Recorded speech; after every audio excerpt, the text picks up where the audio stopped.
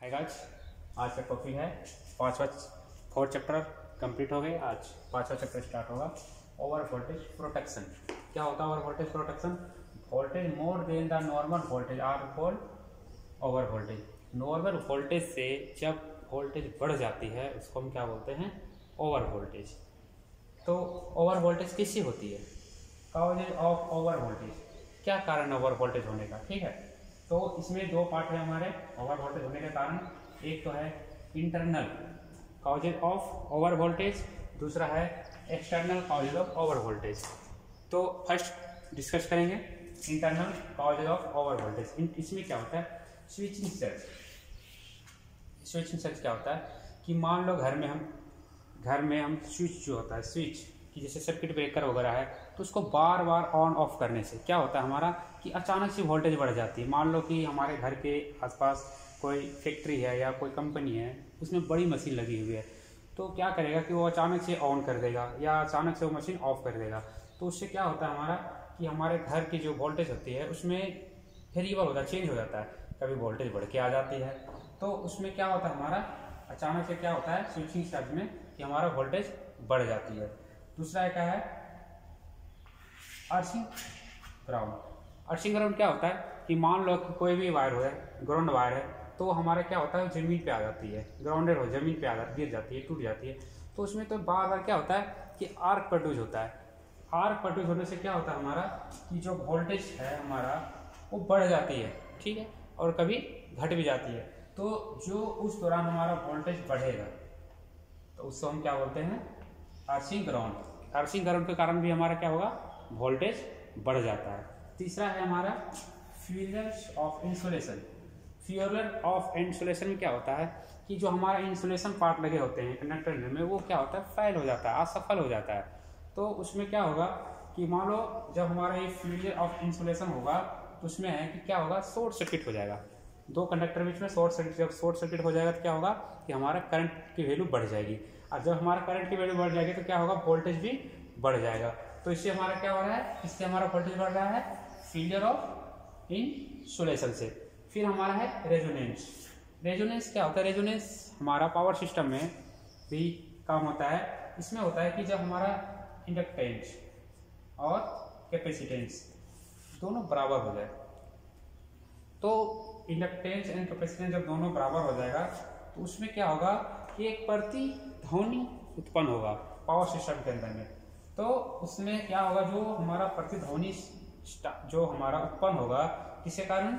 Inductance and capacitance क्या होगा, जब आपस में बराबर हो जाएगा, जब हम उसमें क्या होगा हमारा वोल्टेज सर्ज हो जाएगा। क्या होगा? हमारा वोल्टेज बढ़ जाएगा। तो इसमें क्या है हमारा कि इसको हम ये सर्ज होता है क्या है, इसको हम वोल्टेज सर्ज को कैसे हम रोक सकते हैं? तो उसके लिए एक डिवाइस आता है, सर्ज प्रोटेक्शन। क्या आता है? Surge protection.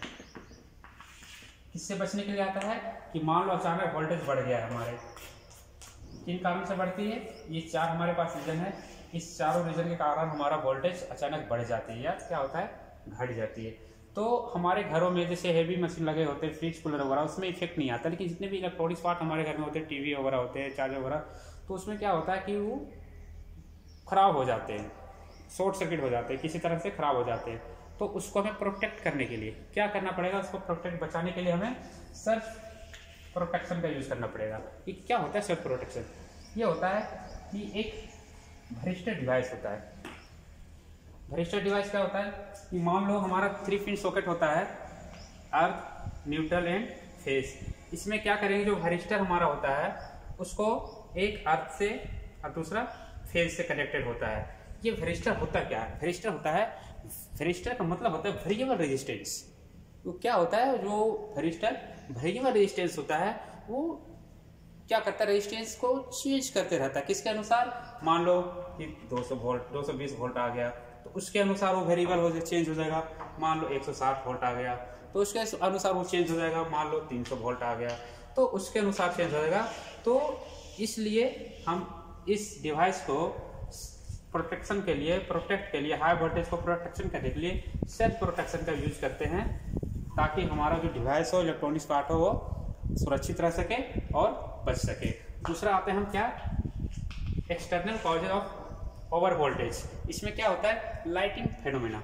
लाइटिंग फेनोमेना क्या होता है पता है? लाइटिंग फेनोमेना होता है कि जो बादल से बिजली मिलता है हमें, हम देखे होंगे कि बरसात के टाइम में कड़कन की आवाज़ आती है, गर्जन की आवाज़ आती है, फिर उससे क्या होता है, एक लाइट आती है।